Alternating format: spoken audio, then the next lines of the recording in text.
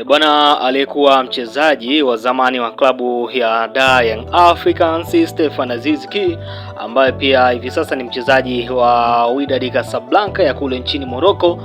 Bwana, na leo hii walikuwa kwenye mchezo wa kombe la shirikisho ambapo walikuwa wakicheza pale visiwani Zanzibar dhidi ya klabu ya Azam FC wanalambalamba. Lakini mara baada ya mchezo huo kuweza kumalizika, bwana, hali ya mchezaji huyo ya kiafya imeweza kubadilika na mchezaji huyo moja kwa moja akaweza kukimbizwa hospitalini kama unavyoona hapo.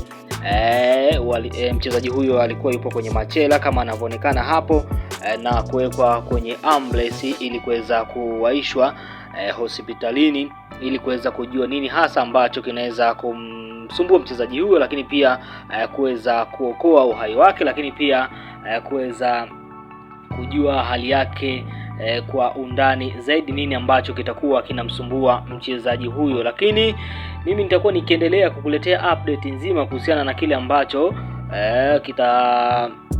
kitaendelea kwa mchezaji huyu Aziz Ki ambaye amekimbizwa hospitalini. Kwa hiyo endelea kuifuatilia Mlacha Media, mimi nitakuwa nikikuletea taarifa ambayo itakuwa inahusiana na mchezaji huyu, kuhusiana na kile ambacho kitakuwa kimeweza kutokea na hali yake kwa ujumla bwana. Lakini cha msingi kwamba endelea kufuatilia Mlacha Media